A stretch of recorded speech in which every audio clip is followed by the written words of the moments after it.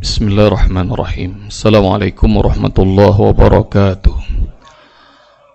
Innal hamdalillah nahmaduhu wa nasta'inuhu wa nastaghfiruhu wa nastahdihi wa na'udzu billahi min syururi anfusina wa min sayyiati a'malina. Man yahdihillahu fala mudilla lahu wa man yudlil fala hadiyalah. Asyhadu an la ilaha illallah wahdahu la syarikalah wa asyhadu anna Muhammadan abduhu wa rasuluhu la nabiyya ba'da. Allahumma shalli wa sallim wa barik ala Muhammad wa ala ali Muhammad kama sallaita wa barakta ala Ibrahim wa ala ali Ibrahim fil alamin innaka Hamidun Majid. Rabbi shrah li sadri wa yassir li amri wa halul 'uqdatam min lisani yafqahu qawli. Allahumma ij'alna minal ladzina yastami'una al-qawla fattabi'una ahsana. Ilahi anta maksudi wa ridhaka matlubi atini mahabbataka wa ma'rifatak. Wa tal iman rahmati Allah Subhanahu wa taala. Sidang salat zuhur yang dirahmati dan disayangi oleh Allah Subhanahu wa taala. Syukur alhamdulillah zuhur kali ini saya berkesempatan hadir. Allah beri kesempatan kita untuk silaturahim usai salat zuhur. Dan tema hari ini kajian adalah rezeki yang terus bertambah. Dan bicara tentang rezeki yang terus bertambah, insya Allah semua manusia pada doyan, pada suka. Kira-kira doyan apakah kan rezeki ditambahin sama Allah? Hah? Lemes banget ngomong doyannya. Doyan apa enggak nih? Semuanya. Jangan situ ustadz aja doyan. Jadi maknanya semua orang pengen rezekinya Allah tambahin. Tapi rahmati Allah Subhanahu wa taala, dalam hidup saya banyak sekali ini sahabat-sahabat saya yang uangnya banyak banget, tapi puyeng urusannya. Sementara ada juga sahabat-sahabat saya yang guru ngaji, penghasilannya nggak nyampe 100.000 sebulan, bahkan banyak yang nggak digaji. Tapi alhamdulillah rumah punya, kendaraan ada, anak-anak sekolahnya bisa, kayak nggak masuk di akal. Maka yang rahmati Allah Subhanahu wa taala. Nah, kira-kira kalau antum disuruh pilih, kira-kira mau duit banyak tapi puyeng atau duit sedikit tapi berkah urusan, kira-kira milih mana antum? Nah, pintar itu ya. Duit banyak tapi berkah, mudah-mudahan kita semuanya Allah bikin begitu. Ustaz doain ya. Nggak usah didoain, disumpahin. Mudah-mudahan kaya raya, dermawan, senantiasa infak, sedekah, wakaf, zakat, dan itu yang membuat rezeki terus bertambah. Wa ta'ala rahmati Allah, Ustaz mau cerita ini. Dari 30 pesantren tahfiz Askar Kauni yang semuanya gratis, ratusan rumah tahfiz lebih dari 500 sekarang, semuanya gratis. Ustaz mau cerita dari mana itu inspirasinya. Inspirasinya satu, dari karyawan saya. Namanya Ustadz Abdullah Ubaid, yang tinggal di Limus Pratama, di belakangnya kota wisata. Mungkin kenal nama Ustadz Abdullah Ubaid, orang Madura. Beliau ini karyawan saya, istrinya juga karyawan saya. Tapi khotalimah rahmati Allah Subhanahu wa taala, resign mereka berdua. Mereka ngajar ke sebuah sekolah, nggak lama khotalimah rahmati Allah Subhanahu wa taala dititipin anak yatim satu. Titipin anak yatim satu, rumah kontrakan mereka kecil. Besoknya datang lagi yatim 2, jadi 3 nih, bingung. Dan masya Allah yang bingung nih Ustaz Abdullah Ubaid, mau diapain nih anak-anak yatim datang? Nanggung nggak nanggung, datang nggak cuma sekitar Bekasi, dari Sukabumi itu anak-anak datang. Maka akhirnya ada rumah kosong di depan, ngeberanin diri dikontrak. Tapi masya Allah begitu diisi sama anak-anak yatim, yang punya rumah malah marah. Ustadz bilang dong, kalau diisi sama anak yatim, saya nggak mau terima duitnya dipulangin. Masya Allah, rahmati Allah, anak yatimnya nambah lagi. Hingga saya dapat broadcast waktu itu zamannya BlackBerry, BBM namanya ya. Alhamdulillah Ustadz Abdullah Ubaid sudah bikin rumah yatim kelima. Saya baca itu broadcastnya, saya kemudian tanya, ini Abdullah Ubaid yang tinggal di Limus Pratama? Iya Ustadz katanya. Ustadz kenal? Iya kenal, salam buat beliau. Maka saya cari kontaknya, saya datang ke rumahnya, belum pernah saya datang kunjung ke sana. Masya Allah saya datang, saya ngeliat anak-anaknya udah puluhan. Karyawan saya ini, mantan karyawan saya. Saya bengong, dari mana ya sih? Dari mana Ubaid uangnya? Kami sendiri nggak tahu kak, mereka manggil saya kakak. Masya Allah yang mulai kemudian saya broadcast lagi, saya tenteng para donatur-donatur saya. Saya datang bulan besoknya, rumah yatimnya udah 9. Cuma selang sebulan sudah 9. Bahkan waktu saya pulang, waktu saya datang ke 5 itu, saya pulang, saya lihat ini rumah gede nih. Rumah yang saya tunjuk juga bulan depannya udah diambil sama Ubay. Maka yang hotel 5 rahmati Allah subhanahu wa ta'ala, rezeki bertambah. Satu, inspirasi saya yang membuat kemudian saya bikin pesantren tahfiz. Alhamdulillah sekarang sudah 30. Rumah tahfiznya sudah 500-an. Yang kedua, saya di Dompet Duafa itu, mohon maaf, bukan ujub, bukan ria, jabatan saya adalah Dewan Syariah. Dewan Syariah itu kira-kira di atas direksi. Ada seorang pria, levelnya staff, yang suka dikirim ke tempat bencana. Anak Dompet Duafa, namanya Iman. Levelnya staff. Tapi kesukaannya Iman, kalau daerah tempat bencana, ngelihat anak kecil, yatim, nggak punya bapak, nggak punya ibu, maka ditanya, nak, mau nggak sekolah ke Jakarta? Kalau dia ngangguk, dia suka dibawa sama Iman. Iman staff, saya tahu gajinya berapa Iman. Tapi Masya Allah yang hotel 5 rahmati Allah mulai 7, mulai 12, bertambah. Saya bilang dari mana pikiran saya? Nanya, ini anak bisa nyukupin anak-anak yatim. Buat keluarganya barangkali nggak cukup. Wah, rupanya saya ngerti. Kalau kita hidup hanya mikirin diri sendiri, kebutuhan keluarga aja, maka rezekinya segitu Allah kasih. Tapi ini rumus. Kalau Anda kemudian mencoba berbagi, makin banyak orang yang kita tanggung, maka insya Allah rezeki akan Allah anterin lebih banyak lagi. Dan Masya Allah yang hotel 5 rahmati Allah, rumahnya di Jati Asih udah nggak cukup, maka kemudian Masya Allah dia sekarang bikin pesantren gede lebih dari ribuan meter. Dan anak-anak yatimnya puluhan tinggal di sana. Saya bilang sama istri saya, kamu nggak ngeliat Iman, kamu nggak ngeliat Abdullah Ubaid sama Yesi, maka lalu kenapa kita tidak melakukan hal yang sama? Gedein kapasitas kita, rezekinya Allah gedein. Paham nggak tuh kira-kira? Kalau paham udah segitu aja ceramahnya. Hah? Oh simple men. Jangan ngukur rezeki dari struk gaji yang kita terima, enggak. Abdullah Ubaid karyawan saya, Iman karyawan saya. Saya tahu gaji mereka. Tapi Masya Allah, rezekinya Allah gede.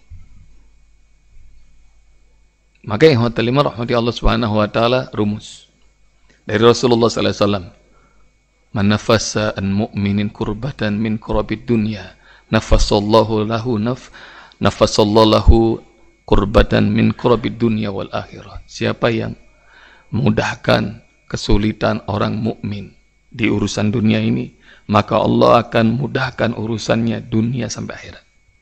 Rumus pertama, bantu saudara-saudara kita. Dalam hadis lain, wallahu fi aunil abdi madamal abdu fi auni akhi.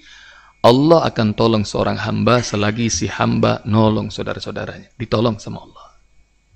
Yang kira-kira mau ditolong urusan sama Allah, angkat tangan. Ustaz mau lihat, bilang saya. Ini kayaknya banyak pencicilan kayak mukanya nih. Hah? Maka yang hotel Iman, mulai itu, pikirin. Yang rasanya rezekinya sempit terus. Yang rasanya urusannya nggak kelar-kelar. Mulai. Latihan beban. Latihan beban kayak gimana Ustaz? Lo nge-gym coba. Makin gede beban yang kita tanggung, ototnya akan Allah bikin makin gede. Tapi kalau antum nggak pernah mengambil resiko itu, udah segitu-segitu aja. Maka demikian hotel 5 rahmati Allah. Nggak melulu kita nyukupin diri kita dan keluarga. Sekarang pikirin. Nggak usah jauh-jauh, mungkin ada keponakan kita yang yatim. Ada saudara jauh kita yang kesulitan, terlilit utang. Mulai. Angkat beban. Maka Allah akan mudahkan. Rezekinya pasti Allah tambahin. Masalul ladzina yunfikuna amwalahum fi sabilillah kamasali habbatin ambatat sab'a sanabila fi kulli sumbulatin mi'atu habbah wallahu yudha'ifu liman yasha wallahu wasi'un alim. Perumpamaan orang yang infak di jalan Allah seperti satu biji. Satu biji itu kemudian Allah tumbuhkan satu pohon.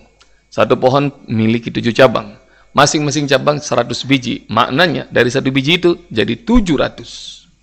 Dan Allah mampu melipat gandakan lebih dahsyat lagi, lebih hebat lagi. Bantu saya coba sebutkan siapa manusia terkaya di Indonesia? Top 10, siapa? Ketahuan kagak update nih semuanya nih. Maka hotelnya rahmati Allah Subhanahu wa taala, mungkin bagi kalian orang yang muncul yang tiba-tiba kaya 10 tahun belakangan ini pemilik Traveloka, pemilik Gojek, pemilik apa lagi kira-kira? Bukalapak, masuk tuh. Tapi hotelnya rahmati Allah, saya ingin sampaikan kepada Anda bahwa ada manusia yang rezekinya Allah lipat gandakan, Allah kayakan, bahkan sampai dia mati sudah ratusan tahun, rezekinya masih Allah lapangkan. Kalau tiba-tiba valuasi perusahaan kita yang kita bikin, hotel rahmati Allah, contoh sebut Excel nih milik antum, maka begitu antum mati belum tentu itu akan masih terus tumbuh. Maka saya ingin sampaikan ada model rezeki yang meski kita udah mati dia terus tumbuh. Model apa Ustadz? Kalau saya minta kepada Anda sebutin nama orang yang terkaya di Indonesia, maka Anda akan sebut orang-orang non Muslim apa kafir sebutnya di sini? Hah? Maka didominasi oleh orang mereka itu. Makanya hotel rahmati Allah Subhanahu wa taala, mohon maaf ya, ini apa namanya basul masalah NU, jangan di sini nyebutin kafir aja ya. Makanya hotel rahmati Allah Subhanahu wa taala, saya ingin sampaikan ada manusia yang kaya raya. Tahu manusia kaya raya itu yang asetnya nggak bisa kehitung, mungkin ribuan triliun. Padahal dia sudah mati. Siapa namanya Ustaz? Namanya Ahmad Dahlan. Kiai Ahmad Dahlan. Tahu antum? Nggak usah bicara tentang Jamiah Muhammadiyah. Enggak, dia tidak pernah berpikir bikin Muhammadiyah. Yang dia bikin adalah ketika di Kauman, di Jogja, dia ngelihat orang sekitarnya pada nggak bisa baca Al-Quran, maka kemudian dia panggil-panggil tuh masyarakat belajar di rumah. Maka mulai dari anak 1, 2, 3, orang dewasa pada ikut ngaji. Maka kemudian udah nggak cukup lagi nih teras rumah, maka kemudian nggak kuat yang ngajarnya, mulai nih mempekerjakan ustadz-ustadz, ayo bantuin saya. Tapi lihat nih keikhlasan. Boleh jadi saya, istri nggak usah dibayar, tapi kan para ustadz perlu dibayar. Tapi yang dilakukan rahmati Allah, baca sejarah Muhammadiyah, maka beliau jual semua barang-barang yang ada di rumah. Supaya apa? Gaji guru. Ini maknanya nggak usah nunggu orang kaya, nggak usah nunggu rezeki berlimpah, kemudian Anda baru melakukan sesuatu. Maka kemudian barang-barang yang dia jual, uang yang dia dapatin, kemudian dibagi gaji itu guru. Maka para guru itu mengenang keikhlasan seorang Ahmad Dahlan. Tapi yang terjadi hotel rahmati Allah, keikhlasan itu yang kata Rasulullah SAW, man anfaqa bi adli tamratin min kasbi thayyib, siapa yang berinfak di jalan Allah Subhanahu wa taala dari harta yang baik, wala yaqballu illa thayyib, dan Allah tidak terima kecuali dari harta yang baik, fayaqbaluha rahman bi yamini, Allah terima dengan tangan kanannya, fayurabbiha, lalu Allah kembangkan, kama yurabbi ahadukum falluwahu, seperti kalau kalian menanam bibit, pasti kalian jagain itu hatta takuna misal jabal, Allah kembangin itu rezeki meskipun cuma sebiji korma hingga sebesar gunung, kata Allah. Tapi yang terjadi rahmati Allah, enggak. Dia enggak ngewakafin rumahnya. Dia enggak ngewakafin tanahnya. Beliau enggak ngewakafin apa-apa. Cuma perabot, karena itu yang bisa dilakukan. Tapi yang terjadi rahmati Allah Subhanahu wa taala, keikhlasan itu membuat Allah cinta. Kalau Allah cinta kepada seorang hamba, Allah panggil Jibril, aku cinta pada hambaku si fulan, maka engkau wajib mencintainya.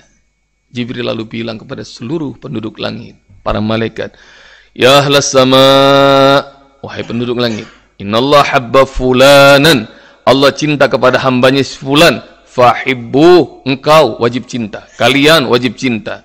Hingga semua malaikat di langit semuanya cinta kepada hamba yang Allah cintai, turun mereka ke bumi, lihat bahasa Hadits Qudsi, hatta yudha' lahu qabul fil ard, hingga seluruh yang ada di muka bumi ini cinta sama si hamba. Tapi yang terjadi hotel iman ratusan tahun, Muhammadiyah telah berdiri sebelum negara ini berdiri.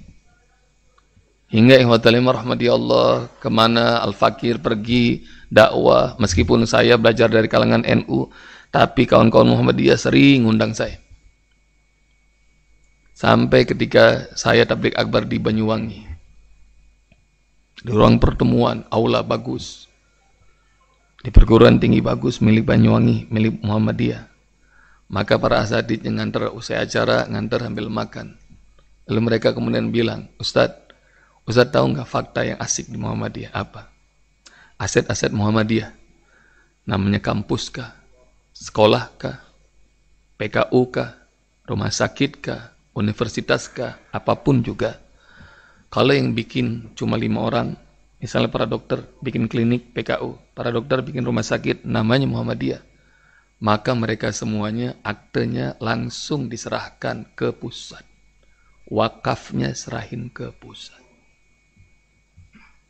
Enggak dimiliki oleh perorangan. Enggak dimiliki oleh cabang. Langsung distorin ke PP Muhammadiyah. Kenapa? Maka jawaban mereka membuat saya merinding. Mereka bilang bahwa Kiai Ahmad Dahlan saja memberikan segalanya di rumahnya buat ini. Maka itu pun kami lakukan hingga semuanya. Kebayangkah? Pernahkah kalian ngitung asetnya Muhammadiyah? Dan ikhwatal iman, kalau boleh nyebut tentang manusia yang paling banyak asetnya di Indonesia, boleh jadi mulut ini akan mengatakan Kiai Haji Ahmad Dahlan. Ini yang disebut rezeki terus bertumbuh. Rezeki yang nggak ada habisnya. Maka kalau perusahaan itu dimiliki oleh pribadi, perusahaan dimiliki oleh segelintir manusia, boleh jadi setelah mati falusnya turun. Tapi kalau dimiliki oleh Allah, serahin buat Allah. Maka Allah kembangkan.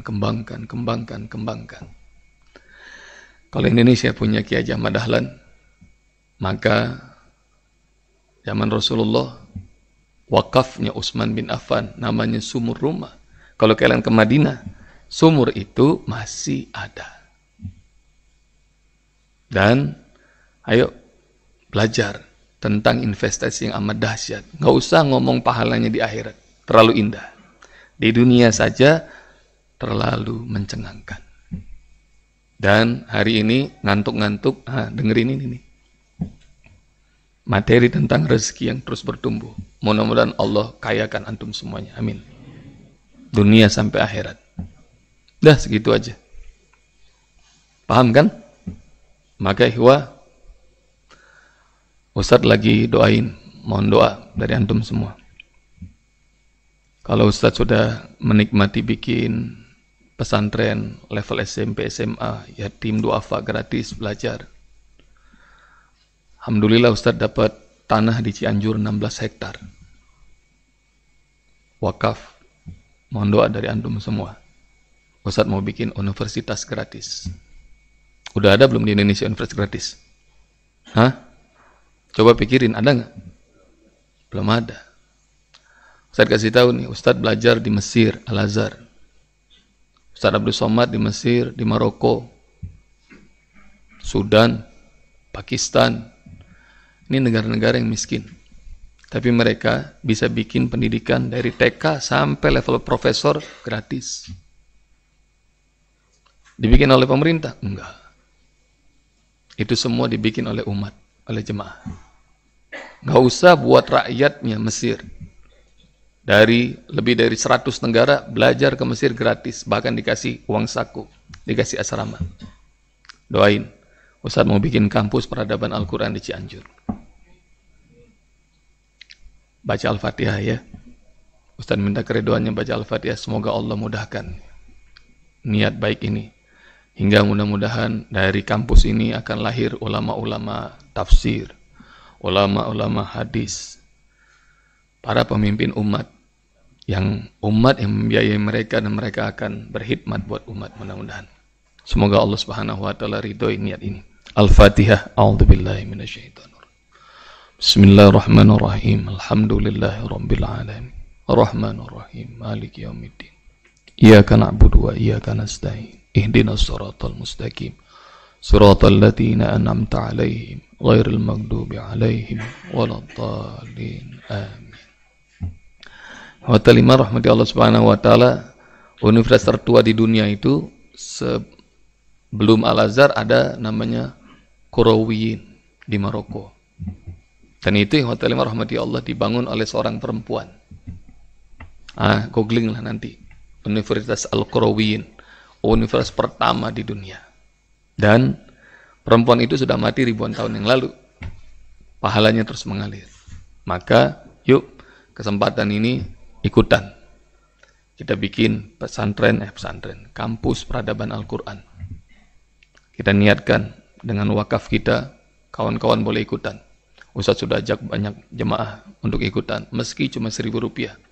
Boleh jadi, dengan nggak usah banyak-banyak, seperti Ki Ahmad Dahlan, Allah ridho, maka Allah akan wujudkan, panjangkan umur kita dan rezekinya terus bertambah, terus bertambah, terus bertambah. Semoga Allah rahmati kita semuanya dan Allah ampuni segala dosa-dosa dan kekhilafan kita. Dah, nggak usah nanya ya, renungin aja dah, amalkan. Semoga Allah Subhanahu wa taala kabulkan semua hajat kita. Subhanakallahumma wa bihamdika asyhadu an la ilaha illa anta astaghfiruka wa atubu ilaik. Assalamualaikum warahmatullahi wabarakatuh.